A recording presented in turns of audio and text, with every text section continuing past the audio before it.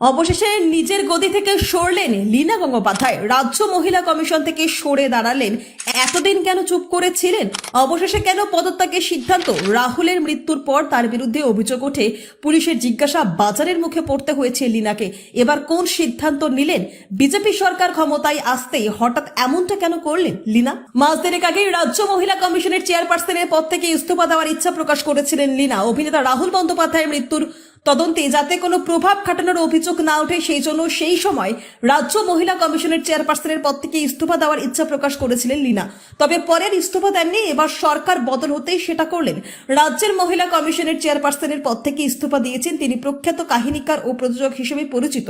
মঙ্গলবার রাতে লীনা নিজেই বিষয়টি নিশ্চিত করে বলেন, দিন দুয়েক আগে ইস্তফা দিয়েছি, তবে তার ইস্তফাপত্র গৃহীত হয়েছে কিনা সে বিষয়ে এখনো আনুষ্ঠানিক কোনো বার্তা তিনি পাননি। লীনা গঙ্গোপাধ্যায় প্রযোজনা সংস্থাও রয়েছে, তিনি তৃণমূল ঘনিষ্ঠ হিসেবে পরিচিত। 2023 সালের জুলাইয়ে তাকে রাজ্য মহিলা কমিশনের চেয়ারপারসন করা হয়। এবছরের জুলাইয়ে তার মেয়াদ শেষ হওয়ার কথা ছিল, কিন্তু রাজ্যে পালাবদলের পর ইস্তফা দিলেন লীনা।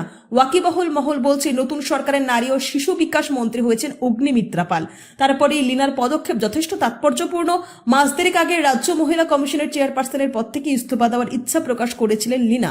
গত 29 মার্চ উড়িষ্যার তালসারিতে সিরিয়ালের শুটিংয়ে গিয়ে সমুদ্রের জলে ডুবে প্রাণ হারান অভিনেতা রাহুল বন্দ্যোপাধ্যায়।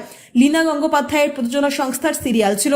রাহুলের মৃত্যুর পর লীনা দাবি করেছিলেন জলে নেমে শুটিংয়ের দৃশ্যই ছিল না, রাহুল নিজেই নেমেছিলেন সমুদ্রে। পরে জানা যায় শুটিং করার সময় জলে তলিয়ে যান রাহুল। লীনা সহ প্রযোজনা সংস্থার কয়েকজনের বিরুদ্ধে অভিযোগ দায়ের করেন রাহুলের স্ত্রী অভিনেত্রী প্রিয়াঙ্কা সরকার।